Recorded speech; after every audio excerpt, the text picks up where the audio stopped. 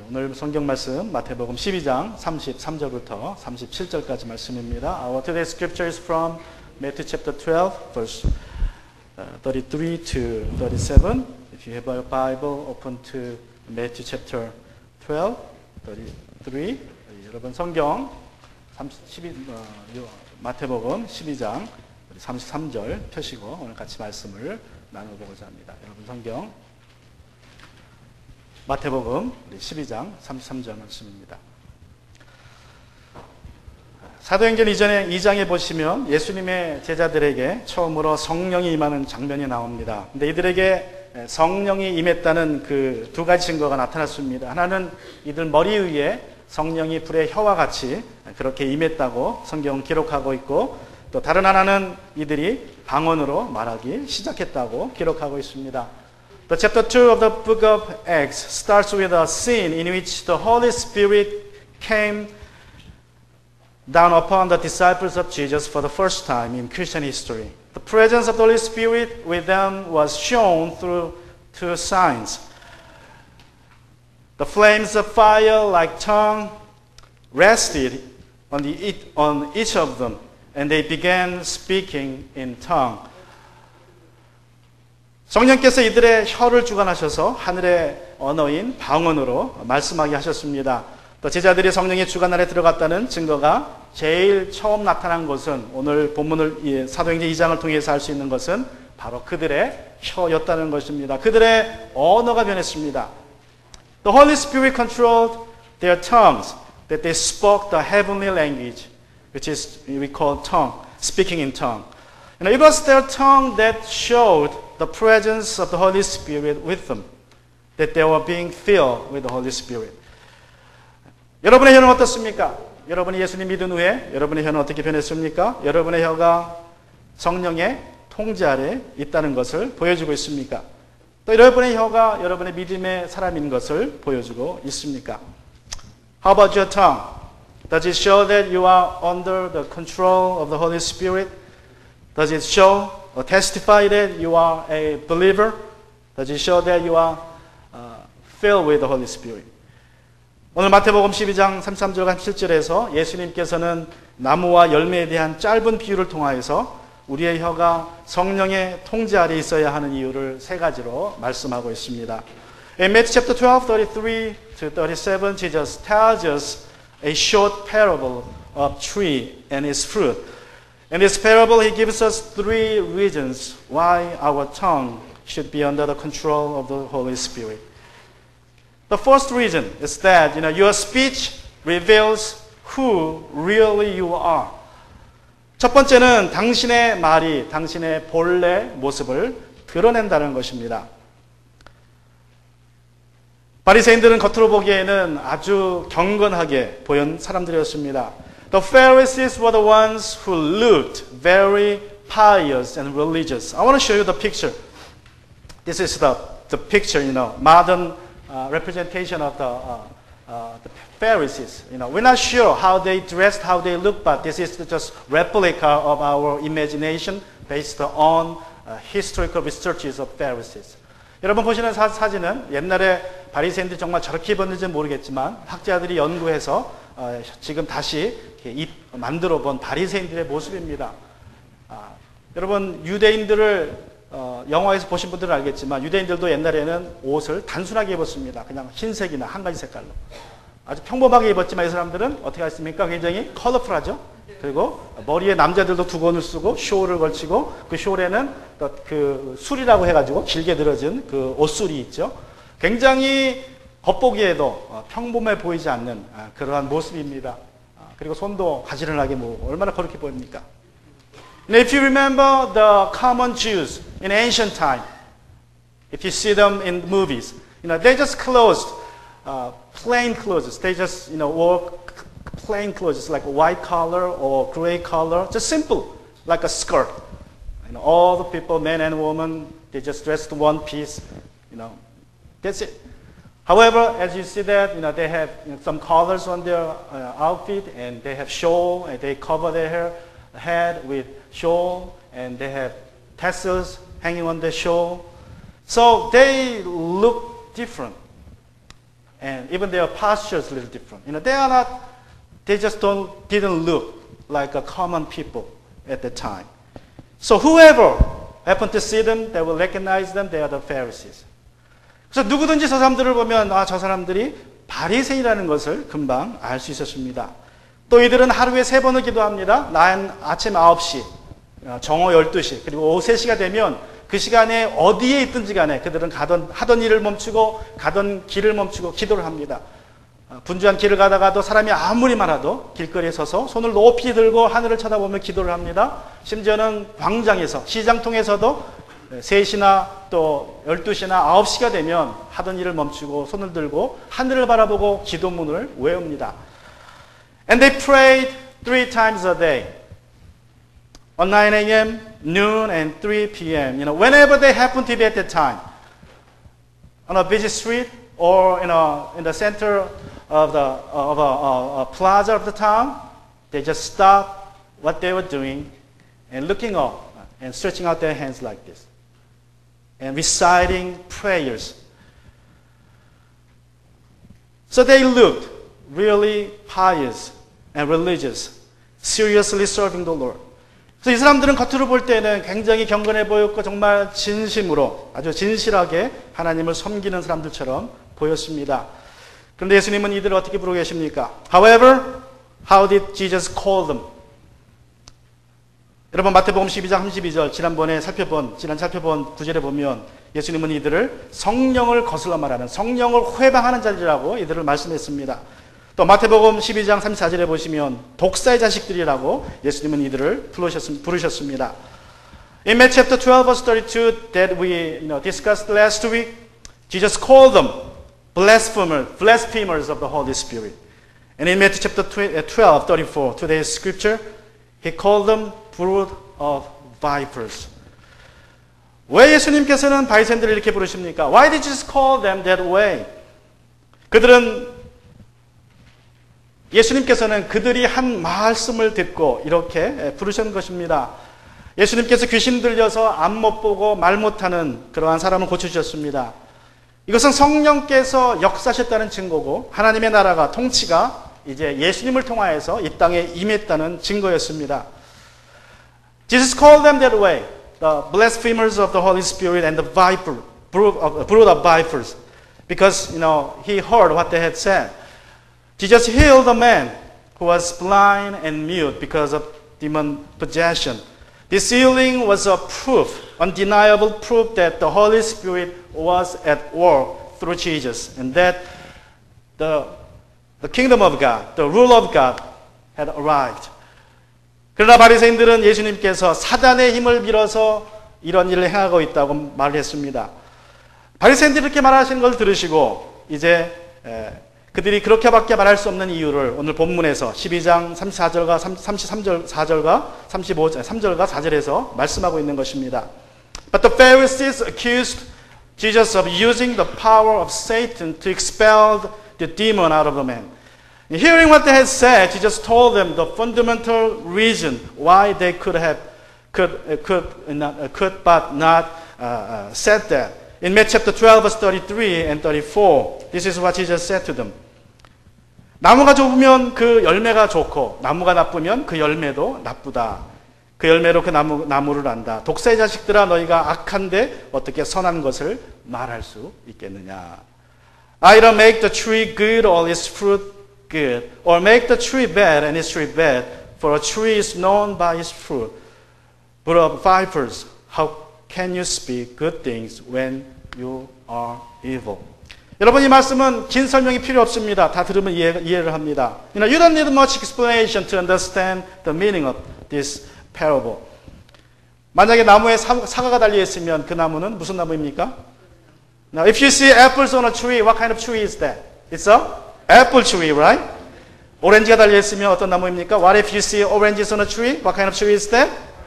오렌지 tree죠. 오렌지 나무입니다. 레몬이 달려 있으면 how about you see lemons on tree? It's a lemon tree. 파파야가 달려 있으면 if you see papayas, then it's a papaya tree. 파파야 나무고. 맹고가 달려 있으면 if you see mangoes, it's a mango tree. It's simple. It's just simple and straight. 자, 그런데 돈이 달려있으면 무슨 나무일까요? How about money? If you see money on a tree, what kind of tree is that? It's a money tree, right? Yeah, we call them, money tree has another name, parents. Yeah? Yeah, kids, remember that your parents are not money trees. 예? 우리 애들은 부모 보기를 돈나무처럼 알죠? 그죠? 그냥 달라면 주니까 그냥 돈이 자라는 것처럼. 여러분, 열매는 그 나무가 어떤 나무인지를 우리에게 알려줍니다. 마찬가지로 그 사람의 말을 통하여서 그 사람이 어떤 사람이라는 것이 드러난다는 것입니다. Its fruit tells us what kind of tree it is. Speech tells us what kind of person the speaker is. 말이라는 단어의 유래를 전에도 말씀드렸던 것으로 기억합니다. I believe I told you that the origin of the Korean word for word. I want to, share with you one more time. 자, 한번 보시기 바랍니다. 여러분, 말이라는 단어는 다음과 같이 만들어졌다고 합니다. 말이라는 단어는 마음, 우리의 마음과 그리고 알, 결안할 때 결안 같은 알 있죠? 알, 그런 알과 마음이 합쳐져서 만든 그 단어라고 합니다. 그래서 마음과 알을 빨리 읽어보세요. 마음알, 말이 돼요. 그럼 마음알, 말. In Korean, the mouth made up with two words, meaning heart and egg. 마음 is heart, and al means eggs. When those two words contracted into one, it became one simple letter, character, meaning word, mouth. 그래서 여러분, 말이라는 것은 여러분의 마음의 알이에요. 마음에서 낳은 알입니다. 곧 마음속에 있는 것입니다. So what you say in words is that what you have in your heart. 그런데 중요한 것은 여러분은 어떤 열매를, 어떠한 알을 낳고 있느냐는 것입니다. What kind of fruits or what kind of eggs do you have? 여러분의 말이 여러분이 어떤 사람인 것을 보여주고 있습니까? Who does your word show who you are? Does your word show that you are an encourager? Or does your word show that you love Jesus and people? 여러분의 말이 사람을 칭찬하기를 좋아하고 힘주기를 좋아하는 그러한 사람임을 보여주고 있습니까? 여러분의 말이 여러분이 예수님을 사랑하고 사람들을 사랑한다는 것을 보여주고 있습니까? 여러분의 말이 하나님의 말씀을 사랑하고 있음을 보여주고 있습니까? Does your word show that you love the word of God? 아니면 반대로 여러분의 말이 사람은 수근수근대는 사람으로, 또 뒷담화하는 사람으로, 거짓말장이로, 불평하는 사람으로 여러분을 보여주고 있지는 않습니까? Or in contrast, does your word show that you are a slanderer, a backbiter, a liar, or a complainer? 여러분이 좋든 싫든, 여러분이 깨닫든 깨닫지 못하든 사람들은 여러분의 말을 듣고 여러분이 누구라는 것을 판단합니다. Whether you like it or not, you realize or not, people identify who you are by what you say. 만약 여러분이 예수님의 제자로 인정받기 원한다면 예수님의 제자로서 말을 해야 될 줄로 믿습니다.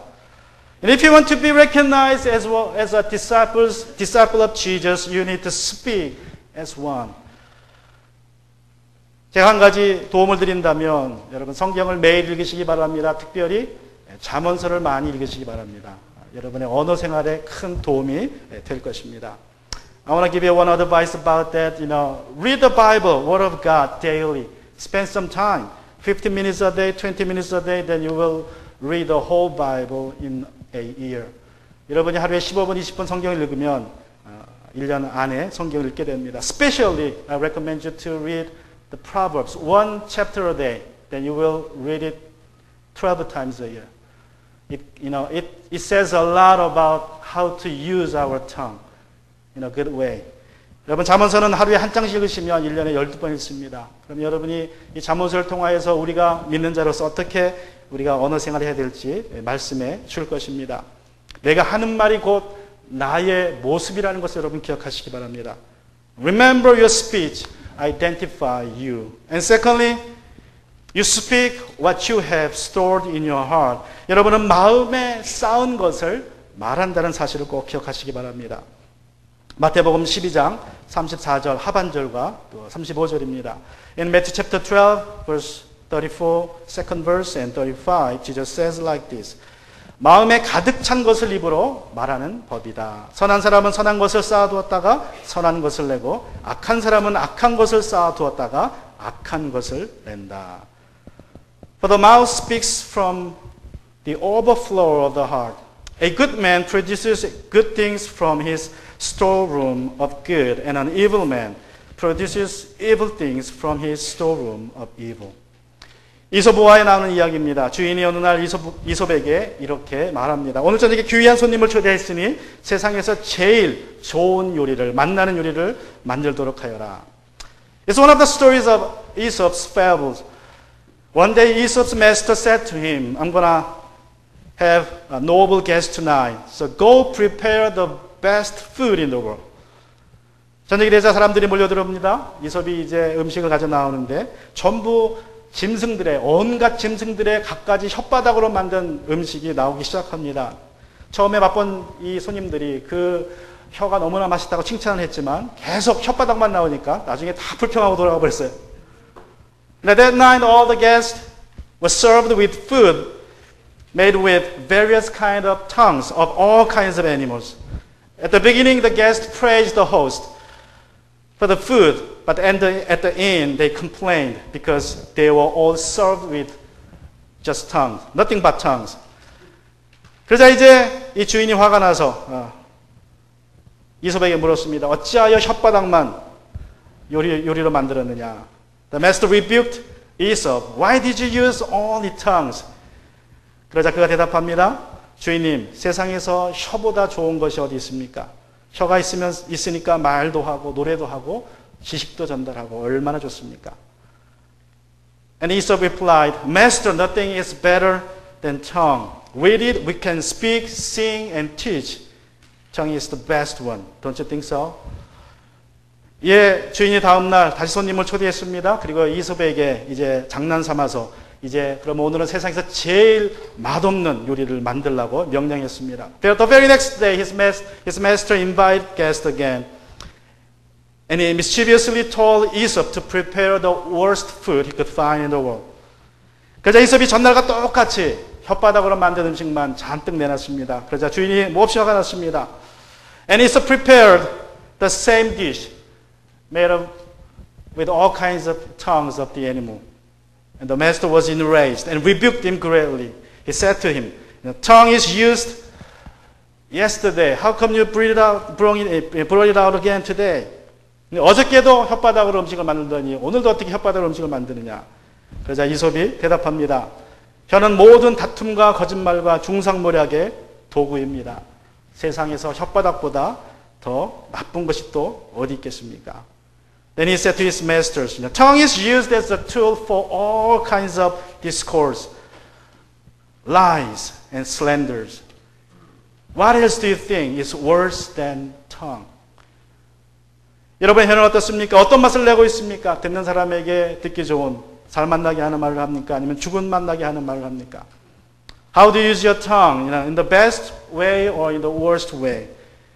Is what you say tasteful or distasteful? In Colossians chapter 4 verse 6, the Paul says like this. 우리 골로새서 4장 6절에 보시면 사도 바울이 우리에게 이렇게 말씀합니다. 여러분의 말은 소금으로 맛을 내어 언제나 은혜가 넘쳐야 합니다. 소금으로 맛을 내라고 말씀하고 있습니다. Your speech should always be gracious, seasoned with salt, which means, make it tasteful, very, very tasteful.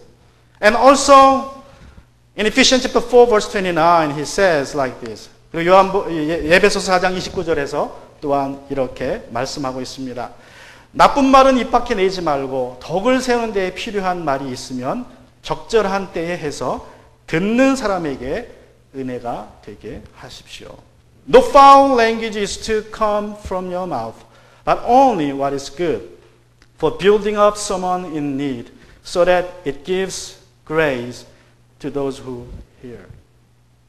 여러분, 내가 하고 싶은 대로 그냥 생각 없이 막 말을 하면 어떻게 됩니까? 그 말은 죽을 맛을 납니다. 듣는 사람한테 아주 죽을 맛이 나게 하는 말이 될 것입니다. 우리가 정말 살맛나게 말을 하려면 오늘 본문에서 4장 29절에서 듣는 사람에게 은혜가 되는 말을 하라고 말씀하고 있습니다. When you say whatever you want to say without much thinking, then you will speak most likely distasteful things to the person. If you want to say something tasteful, try to say things for the benefit of the listeners. 듣기 좋은 말, 또 듣는 사람의 덕을 세우는 말, 듣는 사람이 들을 만한 때에 우리가 말을 하면 그 사람에게 은혜가 될 것이라고 성경은 말씀하고 있습니다. 여러분, 은혜라는 말은 기쁨이라는 말하고 똑같은 말입니다. 성경에서 은혜라는 말은 곧 기쁨이에요. 다시 말하면 여러분이 말할 때 살맛 나는 말이라는 것은 듣는 사람을 기쁘게 하는 말입니다. 듣는 사람으로 하여금 웃음 짓게 하는 말입니다. Say things to build up and say when the listener is ready to hear.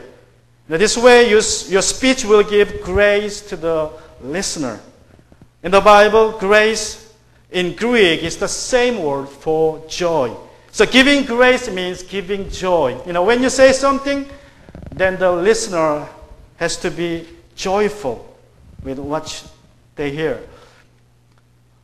또 여러분이 한번 생각하고 말씀하시면 그래도 좀 더 맛있는, 듣는 사람에게 은혜가 되는 말을 하게 될 것입니다. And if you think before you say, then you will say something tasteful. So this is what I found as I prepared the sermon. 제가 설교 준비하면서 이런 단어로 만든 말을 제가 발견했습니다. Think, 생각하라는 말로 누가 이런 말을 만들었어요. Is it soulful? 사려 깊은 말인가? Is it helpful? 도움이 되는 말인가? Is it inspiring? 영감을 주는 말인가? Is it necessary? 필요한 말인가? Is it kind? 친절한 말인가? 이 5가지를 생각하면 우리가 듣기 좋은 말을 하게 될 줄로 믿습니다. If you filter your words, your speech through these 5 letters, T-H-I-N-K, then you will speak something nice, kind and gracious.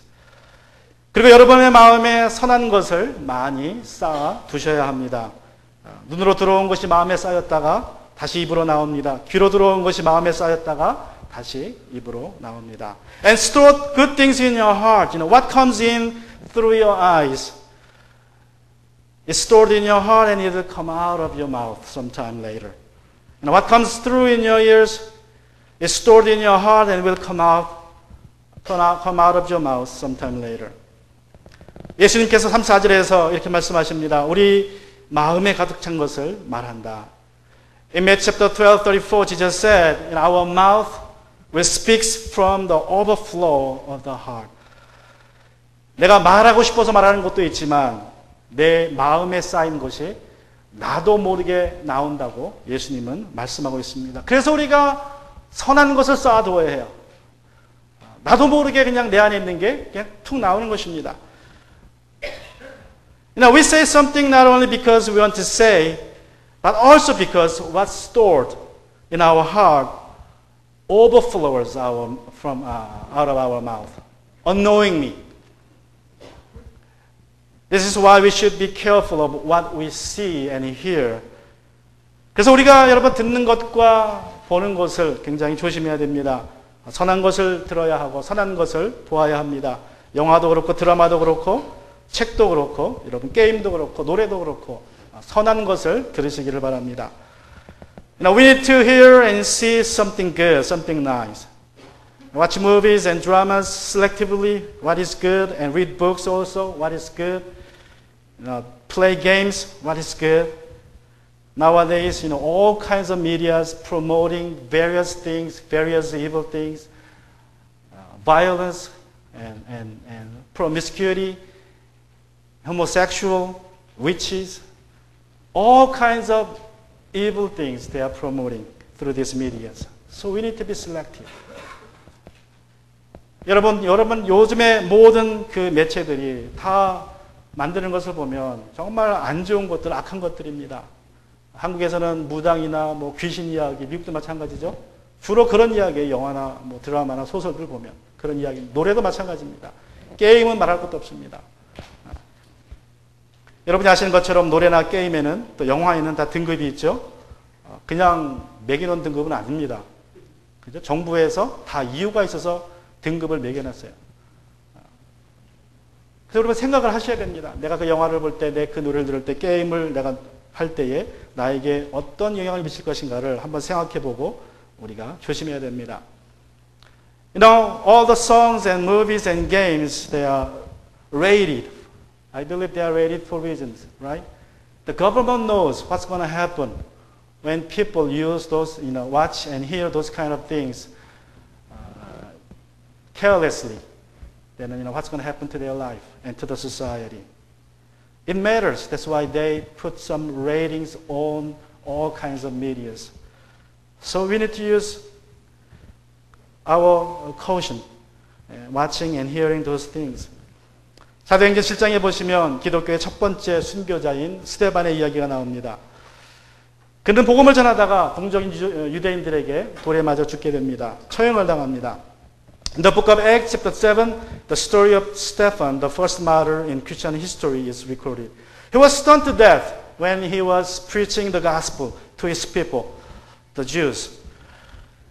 여러분, 그가 유대인들이 던진 그 돌에 맞았을 때, 만약에 여러분이 그 돌을 맞았다면 어떻게 되겠습니까? What if you were Stephen being hit by stones by people, thrown by people? How would you respond? 여러분 어떻게 반응하시겠어요? 돌에 한 대 맞으면, 평소에 돌에 맞으면 여러분 어떤 말이 먼저 나옵니까? 툭 하고 나옵니까? You know, what if you just hit by a stone while you're walking on the street? What's the word come out of your mouth? This is what Stephen said. 이것이 스데반이 말한 것입니다. 우리 사도행전 7장 6절에 보시면 이렇게 그가 말했습니다. 주여, 이 죄를 그들에게 돌리지 마옵소서. He cried out when he was hit by stones. Lord, do not charge them with this sin. He didn't curse. Since he was filled with the Holy Spirit, when he was hit by a stone, the words came out of his mouth was forgiving words, loving words. It overflowed from his mouth.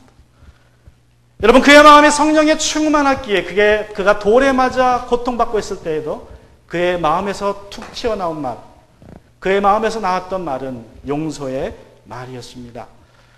여러분, 우리가 하는 말이 내가 어떤 사람인지를 보여줍니다. 내 마음속에 쌓아둔 것이 자연스럽게 나온다는 것을 기억하시기 바랍니다. You know, when we say something that reveals who we are, we say what we have stored in our heart. And lastly, your speech will be judged. 마지막으로 당신은 말로 심판받는다. 당신의 말로 심판받는다. 성경은 심판이 있다는 것을 분명히 말씀하고 있습니다. The Bible tells us clearly that there will be judgment for us. Hebrews chapter 9 verse 27. 우리 히브리서 9장 27절에 보시면 이렇게 말씀하고 있습니다. 사람이 한 번 죽는 것은 정해진 일이요 그 뒤에는 심판이 있습니다. And just as it is appointed for people to die once, and after this, judgment. 하나님께서는 우리를 두 가지의 근거에서 심판하실 것입니다. God will judge us based on two things. 먼저 우리의 행위의 근거에서 심판하실 것입니다. First of all, He will judge us based on our works. Let's look at the 1 Peter chapter 1, 17. 우리 베드로전서 1장 17절 말씀입니다. 베드로전서 1장 17절. 우리 같이 한번 읽습니다. 그리고 사람을 겉모양으로 판단하지 않으시고 각 사람의 행위대로 심판하시는 분을 여러분이 아버지라 부르고 있으니 여러분은 나그네 삶을 사는 동안 두려운 마음으로 살아가십시오. Let's read in English all together. And if you dress as Father, the one who judges impartially based on one's work, you are to conduct yourselves in fear during the time your temporary residence. 여러분, 우리가 행위로서는 구원받지 못하지만 내 행위가 내가 구원받았다는 증거라는 사실을 여러분 꼭 기억하셔야 됩니다. 여러분, 행위는 내가 구원받았다는 현재의 증거이고 내 행위는 내가 앞으로 어떠한 상급을 받을 것인지에 대한 미래의 증거가 됩니다. Now, our works will not save us from our sin. However, they are indeed the proof of our salvation for now. And in the future, it will be the base for our reward. Your judgment 여러분 구원받았다고 입술로 고백하지만 그 고백에 선한 행위가 없다면 그것은 구원받지 못했다는 증거입니다. You may say you are saved, but if your works do not support your words, then you are not saved.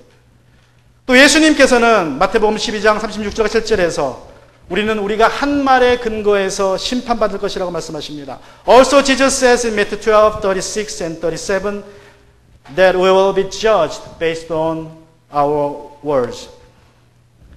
우리 같이 읽습니다. 내가 너희에게 말한다. 사람들이 심판날에 자기가 말한 온갖 쓸데없는 말을 해명해야 할 것이다. 너는 내가 한 말로 무죄 선고를 받기도 하고 유죄 선고를 받기도 할 것이다. Let's read it in English all together. I tell you that on the day of judgment people will have to account for every careless word they speak.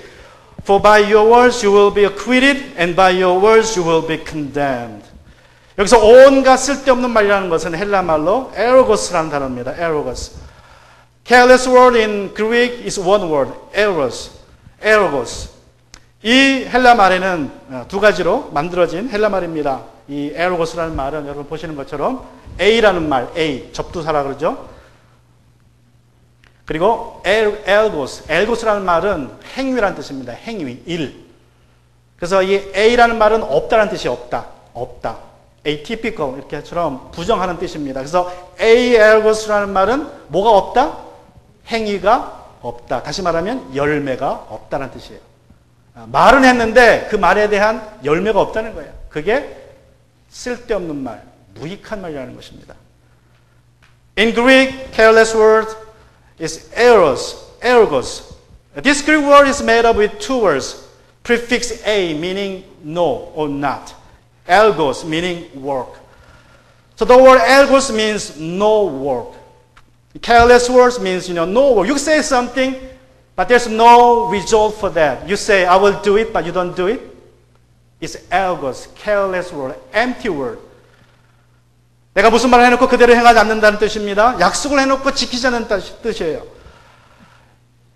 You promise something, then you never keep it. That's careless word. ergos. 지키지 않은 결혼서약, 이행하지 않은 계약들, 이행하지 않은 정교한 언약들, 그리고 그 밖에 지키지 않은 모든 약속에 대해서 여러분은 설명을 해야 됩니다. 하나님 앞에 설명해야 됩니다.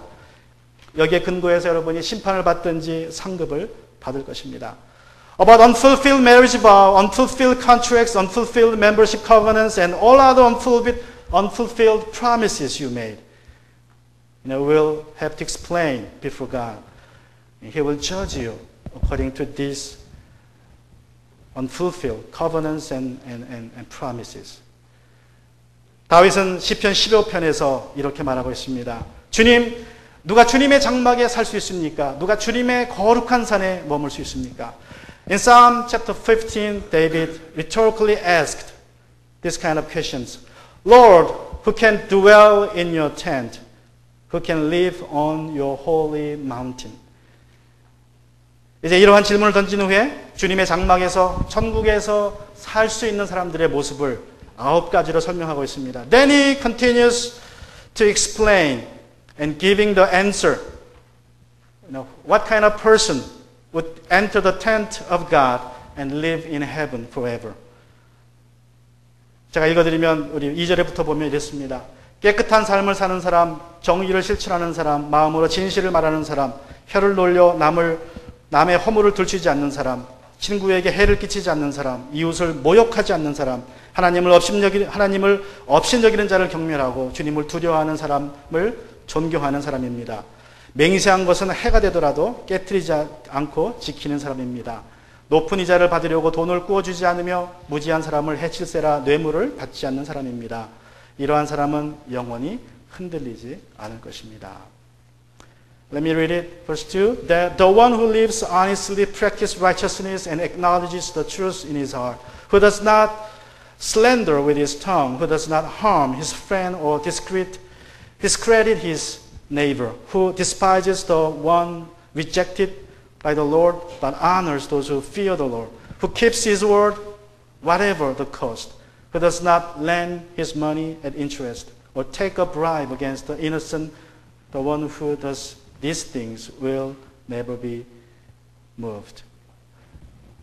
다윗은 하나님의 장막에 거하게 될 사람의 특징을 9가지로 말했는데 그 9가지 중에서 4가지가 여러분의 언어 생활과 연결되어 있다는 것을 여러분 기억하셔야 됩니다.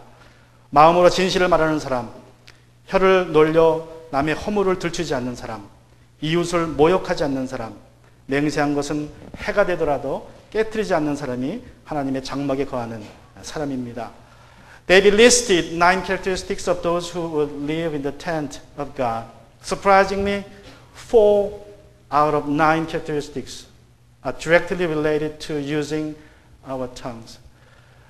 The one who acknowledges the truth in his heart, the one who does not slander with his tongue, one who does not discredit his neighbor, and the one who keeps his word, whatever the cost. 통계에 따르면 일반 사람들이 인생의 5분의 1을 말하는데 보낸다고 합니다. According to statistics,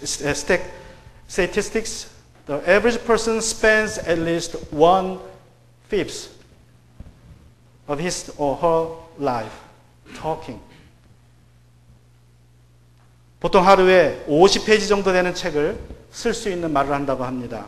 1년이면 400페이지짜리 책이 132권이 나온다 그래요.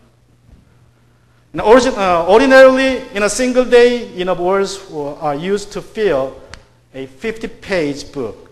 In 1 year's time, the average person's word would fill 132 books, each containing 400 pages. 남자는 하루에 25,000 단어를 말하고 여자는 3만 마디 말을 합니다. 여러분 이 중에 쓸데없는 말, 쓸모있는 말이 얼마나 됩니까? A man speaks 25,000 words a day, an average woman 30,000 a day. How many words are careless or useless? 여러분의 말이 여러분의 자신의 본 모습이라는 걸 기억하시기 바랍니다. 여러분의 말이 여러분의 마음을 드러냅니다. 여러분의 말이 여러분을 심판하는 근거가 될 것입니다. Your speech reveals your true identity. Your speech reveals your heart. Your speech will be judged. Let us remember those truths. 쓸데없는 말이 아니라 쓸모있는 말, 덕을 세우는 말, 은혜가 되는 말을 하시는 저와 여러분이 되기를 주님의 이름으로 축원합니다. Let us speak not careless words but meaningful and tasteful words that build up and give grace to the listeners. Let's bow our head. 우리 같이 시간 기도합니다.